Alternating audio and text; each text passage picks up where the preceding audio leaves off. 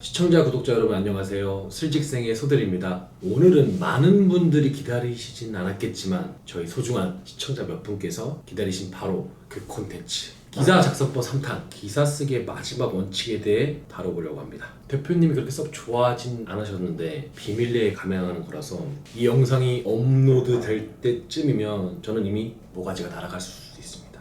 제 모가지 걸고 제 밥줄 걸고 전달드리는 기사 쓰기의 마지막 원칙. 본격적인 시작에 앞서서 저번에 달린 댓글에 답변을 잠깐 갖는 시간을 가져볼게요. 우리 홀리킴님께서 기자생활 하실 때 하루에 몇 개 정도의 기사를 썼는지, 기자로서 직장생활은 어땠는지 이런 걸 궁금해하는 댓글을 달아주셨습니다. 기자들의 하루 기사 수는 사실 언론사마다 다르고 부서마다 다르다고 말씀드리는 게 더 정확할 것 같아요. 어떤 매체, 어떤 부서는 하루에 몇 개 이상을 쓰고 딱 할당량이 정해져 있는 것도 있고, 어떤 부서는 취재를 하기 위해 며칠을 안 쓰고 하루 날 잡아서 한 개 쓰는 경우도 있고, 그냥 어떤 사건을 다루냐에 따라도 다르고 정말 천차만별입니다. 다만 이제 루틴한 것들이 있습니다. 기자들 메일함을 보면 보도자료가 매일매일 쏟아지거든요. 정말 매번 용량이 부족하다는 메시지가 뜰 만큼 업력이 쌓일수록 아는 홍보팀이나 관계사들이 늘어나다 보니까 양이 아주 어마어마합니다. 그래서 보도자료 오는 것들 좀 필요한 것들 일단 쳐내고 시작하는 경우까지 포함하면 하루에 한 최소 한두 곡 이상 썼던 것 같아요. 그날 현장에서 취재기사,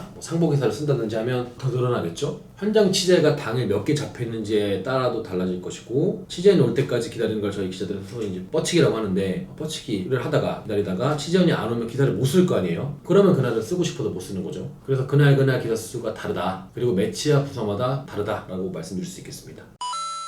예전에 올렸던 것들 간단하게 복습 한 번만 해보면, 기사 쓰기의 첫 번째 원칙, 역삼각형 구조로 쓴다 라고 했었습니다. 가장 중요한 내용을 맨 위로 올리고 덜 중요한 순서대로 내려오는 방식. 그리고 두 번째 원칙은 군더더기 없이 쓴다. 자세한 내용은 위에 추천 영상 보시고 오시는 걸 추천드릴게요. 그렇다면 마지막 3대 원칙은 뭐냐? 기사체를 준수해서 쓴다 입니다. 그렇다면 기사체라는 것이 대체 뭘까요? 기사는 그 문체에 따라 형식이 달라집니다. 크게는 스트레이트와 박스로 구분하는데, 스트레이트 기사는 단어 그대로 직구승부예요. 다른 주관적인 것 없이 오직 사실에만 집중한 기사가 바로 스트레이트 형식입니다. 그래서 읽어보면 마치 건초 더미처럼 감정이 없고 사실을 보도하는 것에만 목적을 두고 객관적으로 쓰여 있습니다. 주로 포털 사이트 메인이나 신문 1면에 실리는 탑 기사로 실리는 기사들이 대부분 스트레이트 기사죠. 국정농단 사태라든지 코로나19 관련 개정안이라든지 이런 건 객관적인 팩트 보도가 주 목적일 테니까요. 그래서 스트레이트 기사는 기사체 자체가 뭔가 쌀쌀맞고 냉랭해요. 특히 단어 선택들이 그래요. 예컨대 10일 코로나19 신규 확진자가 470명으로 증가세를 나타냈다. 신규 확진자 수는 전날 446명에 이어 이틀 정속 400명대로 집계됐다. 전형적인 스트레이트 기사죠. 단어 선택을 보면 나타냈다, 집계됐다 이런 식으로 객관성을 유지하는 단어들을 사용합니다. 그리고 이건 기자들이 자주 사용하는 스킬인데, 같은 문장 안에서 매번 똑같은 단어를 쓸 수 없으니까 대치어들을 항상 숙지하고 다녀요. 이 문장에 나타냈다라는 서술어는 보였다, 내비쳤다, 드러냈다로 전부 대체될 수 있거든요. 신규 확진자가 470명으로 증가세를 보였다, 증가세를 내비쳤다, 증가세를 드러냈다 이렇게 써도 의미 전달에서 무방하기 때문이죠. 이 외에도 기자들은 자주 쓰는 각 주요 단어마다 대체어들을 깨고 있는 경우가 많습니다.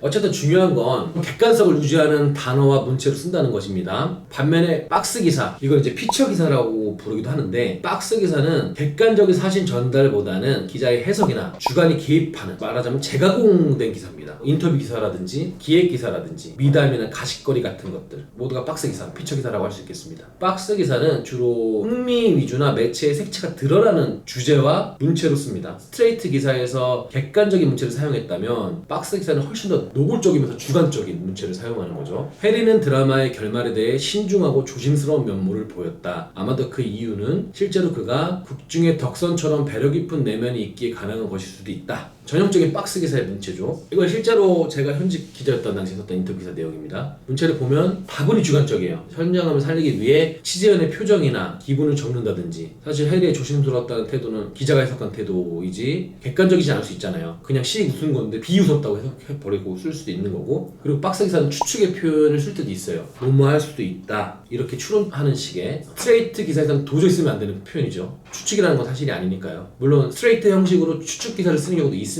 객관적인 문체로 주관을 녹여버리는 거죠. 아니면 팩트 말고 정황만을 가지고 보도를 해버린다든지, 그래서 사실처럼 포장하는 가짜 뉴스가 탄생할 수도 있습니다. 따라서 기사라는 건 양날의 검일 수도 있다는 생각을 합니다. 어떻게 쓰냐에 따라 사회의 정의, 국민의 알 권리, 더 좋은 세상을 만들기 위한 진실의 검이 될 수도 있지만 반대로 사회의 부패, 비리, 사리사욕을 채우기 위한 탐욕의 검이 될 수도 있기 때문입니다. 여러분, 오늘 콘텐츠 어떠셨나요? 수많은 멸시와 무관심 속에서도 끝까지 꿋꿋하게 응원해주신 소수의 고마운 시청자분들이 계셔서 대망의 기사 작성법 3탄 이렇게 마무리할 수 있었습니다. 이걸 마무리하면서 저희 회사 생활도 같이 마무리되는 건 아닌지 모르겠지만 앞으로도 저희 슬직생 많이 놀러와 주시고 사랑해 주시길 부탁드리겠습니다.